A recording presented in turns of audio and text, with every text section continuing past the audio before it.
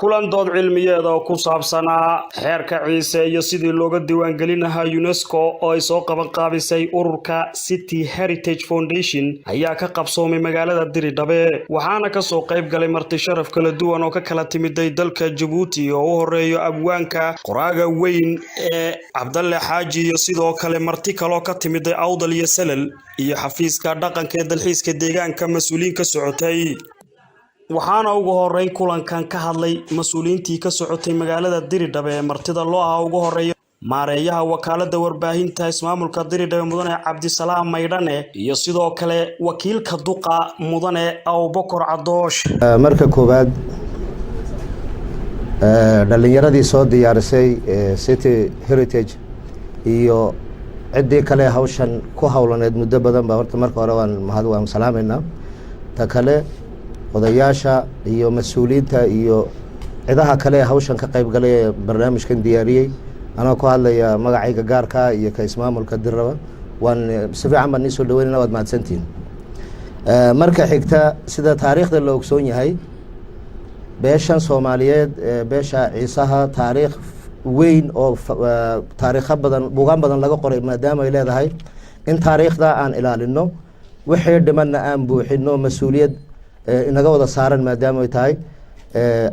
maanta oo barnaamijkan panel weedkan loogu talagalay in barnaamijkaas lagu lafaguro dhaqankii qaabkeen u hirgelin karnaa wixii ka dhimanna seen u buuxin karnaa meesha mawduuca laga sheekaysanayo yahay waxaan leenahay dadkii hawshan u diyaar galoobay muddada dheer waqtigooga siiyey maadaama kaalin annakaba laga sugayay aad buuxiseen waad mahadsantihiin mar labaad marka xigta anu waxaan jecelahay in bulsho kasta dhaqankayga ilaalsato dhaqanku nolosha ayuu ka mid yahay nolosheennu ma jirayso dhaqankeena haddaan kobcin weyno oo ilaalsan weyno oo ka shaqayn weyno marka waxaan xasuustaa taariikh anoo yar oo aabahay baa anu badanka ciyaari jiray walwalaha oo Shineelaha anoo yar waxaan garanayaa isagoo Allah janeeya Abowgaas Xasan intuu u yeedhay idsaaba tagaan oo dhaqanka ka shaqeeyaan dhaqanka shaqaynta qiimo badan ayaa lagu helaa dhaqanka dadka jecel ee hormuudka u ah in lagu daydo dhalinyaradan waqtigan maanta iyo aaladahan imika soo biiray ee ummadda wareeriyay inaan dhaqankeena annagoo u adeegsanayna aan mufakiriin badan oo dhaqanka ku faanaya soo saarno taana waan soo jeedin lahaa marka waxaan odhan lahaa maadaama hadalkan la iga dambaynayo barnaamijkan annagoo shirar kale ku jirna markiina loo sheegay baan iskala qaybinay meeyarkuna fariin iga gaarsiiyo buu dhahay hadda halkan aan ka soo jeedinayo waan ila joognaa waxa leeyahay wixii loo baahan yahay xaq niyad wanaag iyo xaq wada shaqayn dhalinyarada ayaan hormuudka u tahay badanka xiriir badan baan leenahay in aan wixii la qabanayo nila qabanana dantayada ku jirta kaalina looga baahnaabad buuxiseen marka dhaqanka inaan nigala shaqaynana diyaar baan u nahay fariintaabuu meeyarkuna ii soo dhiibay waanad mahadsantihiin waxaa kaloo salaamaya oo inaan dhaafa jeclayn martida nooga imatay xafiiska dhaqanka ee federaalka iyo walaalaheena Djibouti ka yimiday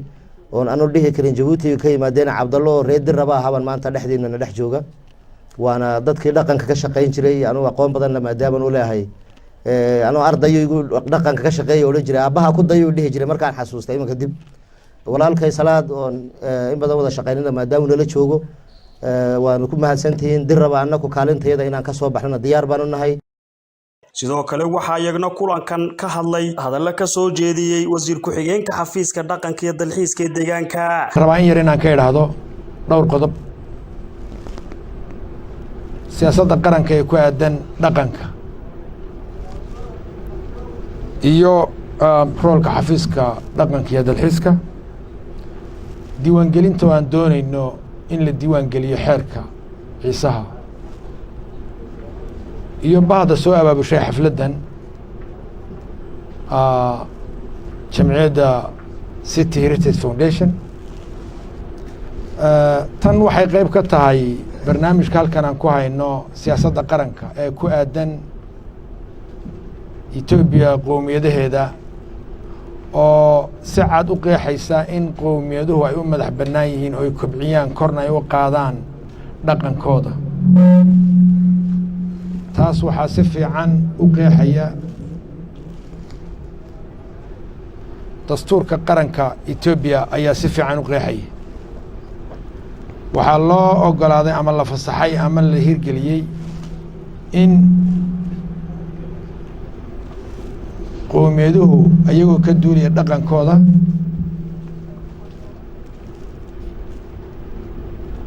iyo caadooyinkooda iyo diintooda ay hirgeliyaan dhaqankooda korna ay u qaadaan dastuurka qaranka ayaa ku caddahay in qowmiyad walba ay hormariso kor u qaado dhiiri geliso dhaqankeeda marka arrintan hadda halkan lagu hayo waxay si toosa oola jaan qaadaysaa ama ay la shaqaynaysaa dastuurka qaranka iyo siyaasadda dalkan Ethiopia annagoo xafiis dhaqan ahaan annagoo ka duulayna taa ama taa saldhig ka dhiganayna inaan dhaqanka iyaga kobcinno korna aan u qaadno isla markaana aan si fiican uga howlgalno sidii dhaqanka iyaga kor loogu qaadi lahaa waa xilna saaran hadba heerkii la doona aan ka gaadhne inaan shaqada ka shaqeyno ayay tahay mas-uuliyaddeeday koowaad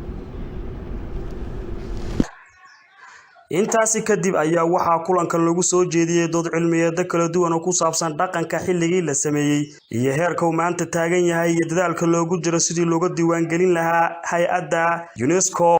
ugu dambeyntii qaar ka mid ah ka soo qaybgalayaasha odayaasha gandaha ayaa iyagna ka tala bixiyay isla markaasina uga mahad celiyay hay'addan City Heritage Foundation oo ku howlan soo nooleynta dhaqanka xeerku waxa weeyaan ciise nina caaran ma dheera ciise xeer miduu leeyahay boqor miduu leeyahay dalka ma kala leh haddii ilaahay laga helo saay iskuma qaato geedka ii tag waa xeer kuu tagi maayana waa xarago waa xabadaha yar waaweyn baa ka yar taataabanaya inta kale haddii uu badan yahay dhiiggaa ka mid ah jabantiyo jareexadaa ka mid ah dheertaa ka mid ah iyagoo waa kaa qoran halka aan ka arkayn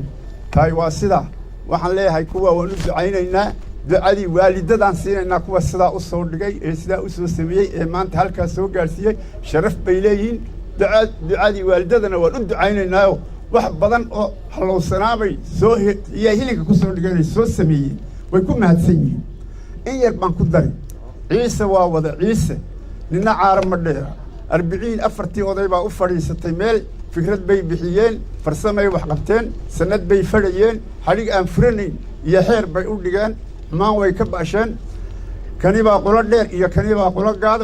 gaaban qadaf bay ka galeen qumaatay u wadeen qulun bay ku yihiin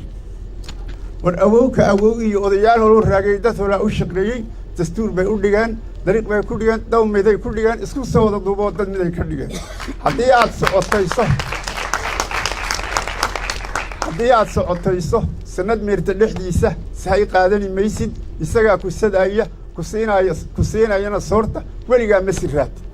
maqribkii kolkay joogto maalku soo wada hoydo martiyay iman reerka munaafiqow naga baydh madaxweynaha reerka iyo mudana ku daceeyo waa midaan lagu gaadhin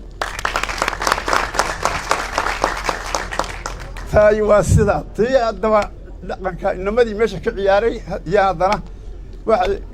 dhaqanka iyo hiddaa lama daayo waxa la yidhi geeb qoriya xeedho qoran goror araaraysan fidhin geesa inaan geesi iyo guntigeera gaaban garbasaarka aadka iyo timaha isku geysan wada jiilidu yahay iyo foormiga u joogo habda waa ilweeyaan iyo horumarkeeniyo waa inamadii ciyaaray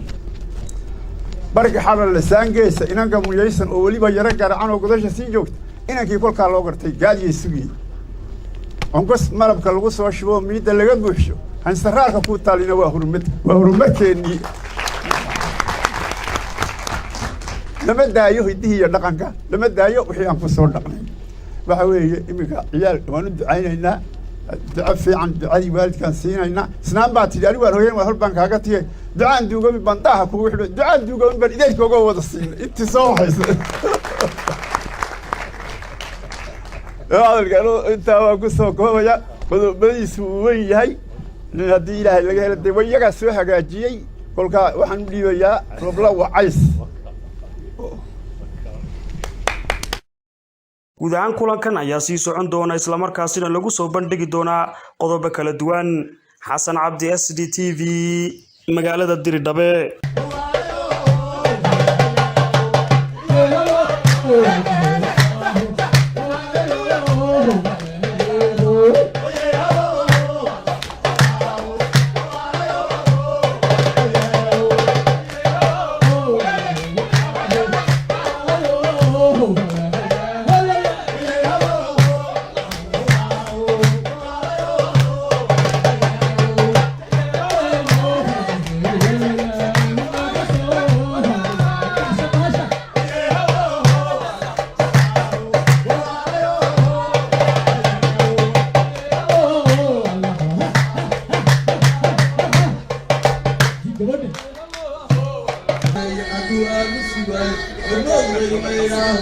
leeyahay